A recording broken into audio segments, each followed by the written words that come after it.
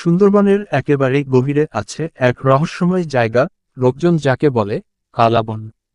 দিনের আলোতেও সেখানে একটা অদ্ভুত স্যাঁতসেঁতে ঠান্ডা আর অজানা আওয়াজ ভেসে আসে গাছপালার ভেতর থেকে।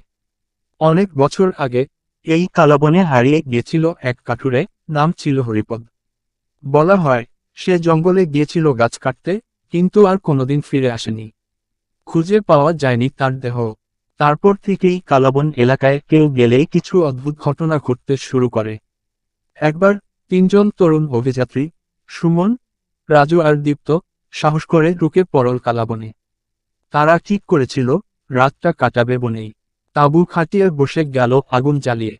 সন্ধ্যা নামার সাথে সাথেই শুরু হলো আজব সব আওয়াজ।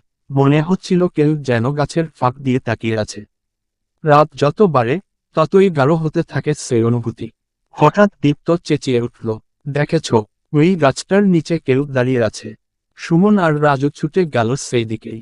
কিন্তু সেখানে কিছুই ছিল না, শুধু একটা পুরনো আধপোড়া কুঠার পড়ে ছিল মাটিতে। রাত গভীর হতেই হঠাৎ তারা দেখতে পেল ধোঁয়ার ভেতর থেকে একটা ছায়ামূর্তি এগিয়ে আসছে। তার চোখ দুটো আগুনের মতো জ্বলছিল, আর হাতে ধরা ছিল সেই কুঠার। সে যেন আসছিল কিছুর প্রতিশোধ নিতে। তিনজন ভয়ে পাগলের মতো দৌড়ে জঙ্গল থেকে বেরিয়ে পড়ল। সেদিনের পর থেকে আর কেউ কালাবনের ধারে কাছেও যায় না।